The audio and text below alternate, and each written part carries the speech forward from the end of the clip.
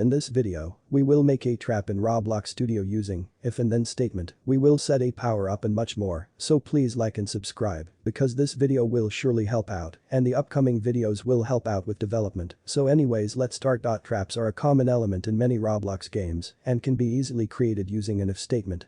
The script here will check if a part is touching a player and if so, set their health to 0. This power-up can be used in any project. Traps work especially well in experiences with movement-based challenges, like hobbies. For the part, find anything that looks potentially dangerous. Even a fiery red part would do. The script itself will start with some basic variables and a function to check if anything is touching it. Create and name a trap part. In the part, add a script named trap script.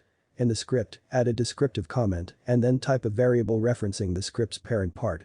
Create a function named onTouch with a parameter named connect the function to the trap part's touched event so that it will run whenever something touches the part. Remember, the parameter other part records whatever touches the trap part, but that might be part of a player, or it might be your base plate. To make it is so the trap will only destroy players. Use an if then statement to check if whatever is in other part contains a humanoid object. The function find first child, which is a can be used to look for specific types of objects, which is handy because we're looking for a humanoid type object. In onTouch, type local character equals other part. Parent. To check if that part is a player, type local humanoid equals character, find first child, which is a humanoid. If there was a humanoid found, then the code should damage that player.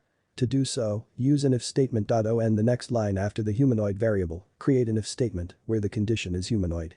In the if statement, add a print to check the code.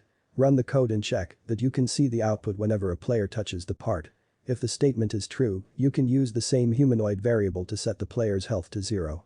Between then and end, type humanoid.health equals 0. Test the trap by running the project and touching it.